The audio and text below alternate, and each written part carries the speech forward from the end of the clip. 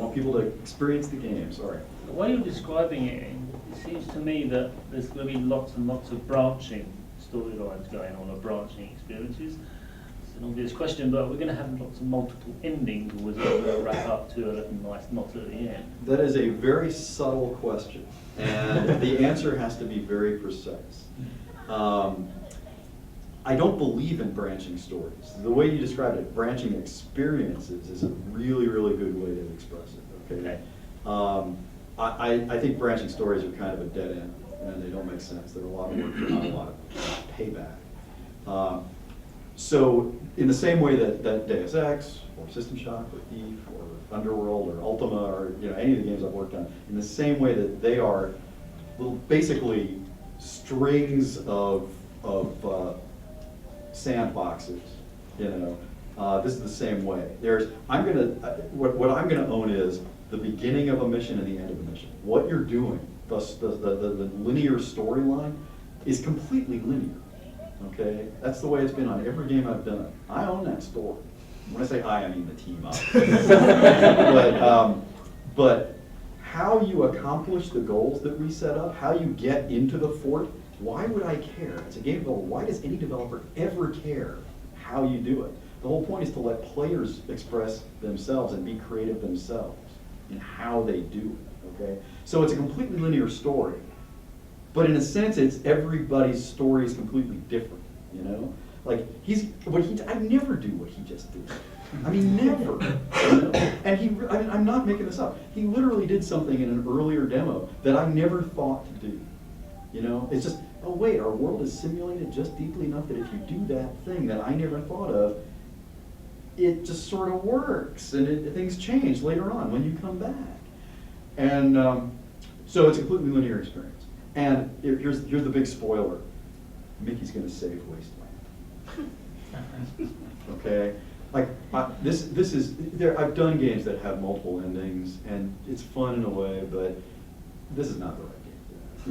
Mickey is a hero. That's the whole ending. Mickey is going to save the world.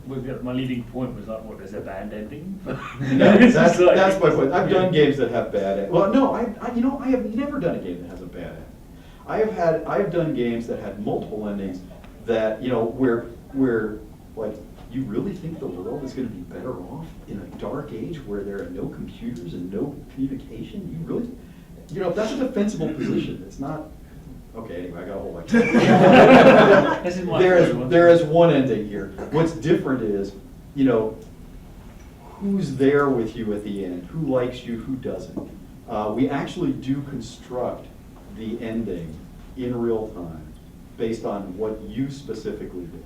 So the way you deal with the bosses in this game is going to change your end game, but it's not going to change whether you save Wasteland. I mean, it's really very sophisticated. We literally construct, we put together, like 100 shots and cut them together in real time at the end based on all of the data we've collected about how you went through the game.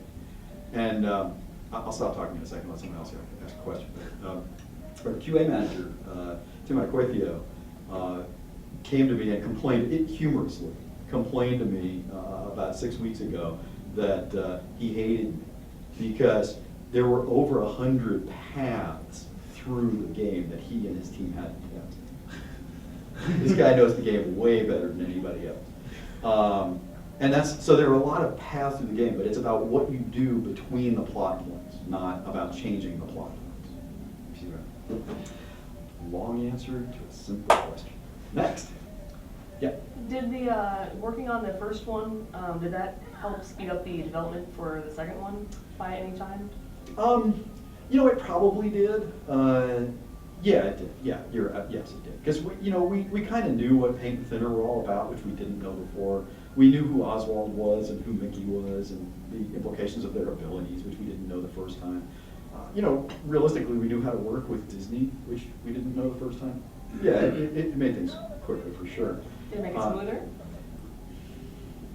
Well, we just took on different challenges this time. I mean, I'm not a big believer in.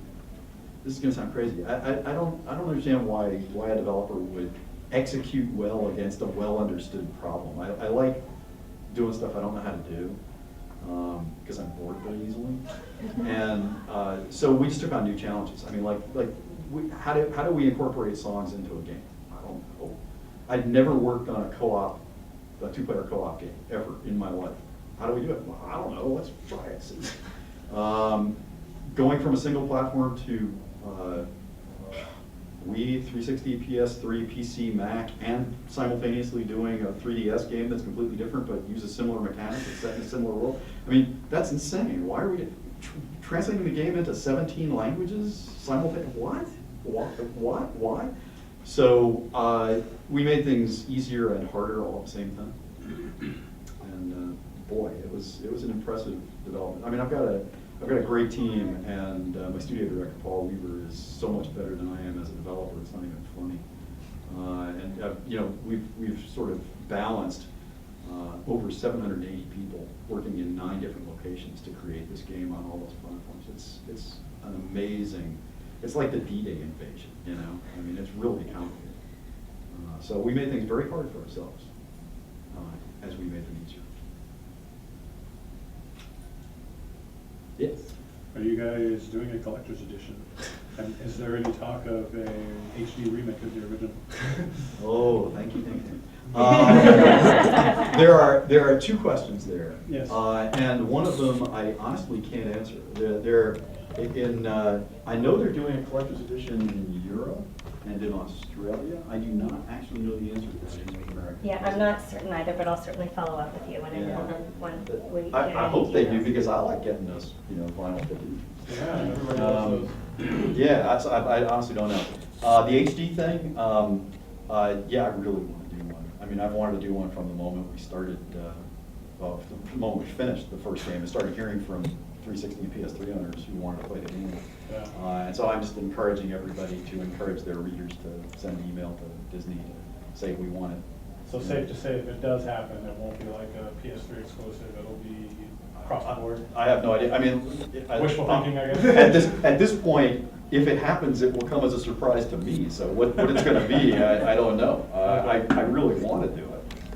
I've wanted to do it for a while. Disney inbox just blows up at PAX. Yeah, that'd be awesome. That'd be cool. Gamers, go, go, go. Thank you. I think that camera just got jostled. You might want to adjust it. It did. Okay. Sorry. Okay. What's up, dude? Any other Yeah, questions? I got kind of a goofy question. Somewhat game related. So obviously you're doing all this stuff with Disney, turned all these characters and cartoons and classics in this great world. What's your opinion on something like Who Framed Roger Rabbit that takes those 2 worlds and kind of puts it together? I love Who Framed Roger Rabbit. I mean, any movie that has, Mickey Mouse and Bugs Bunny in the same shot, And like that with the same number of frames of animation, which was contractually insisted on by both Disney and Warner Bros. I mean, that's pretty cool. No, I mean, obviously there were, I was inspired, and our early design was inspired by, in some ways, by Who Framed Roger Rabbit. Yeah, absolutely. I think it's awesome.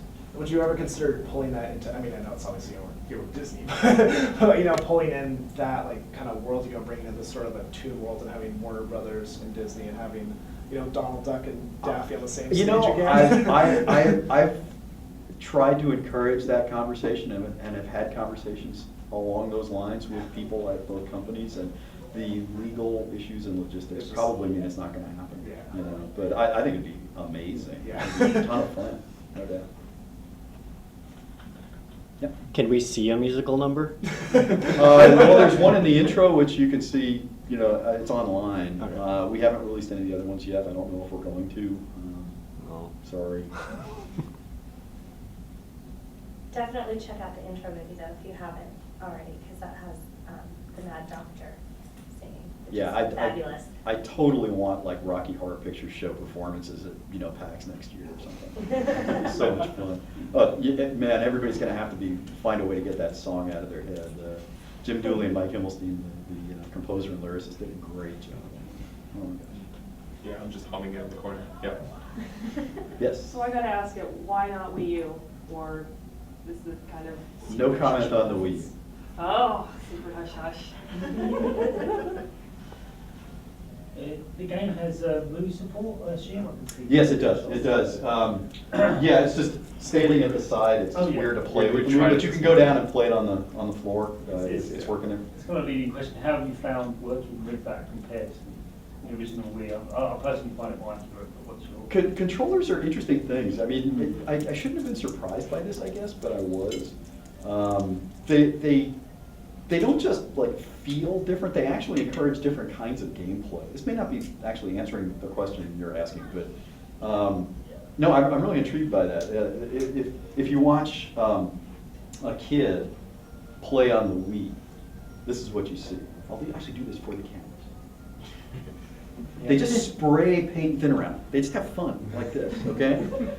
And if you watch an adult play on the Wii, they do this.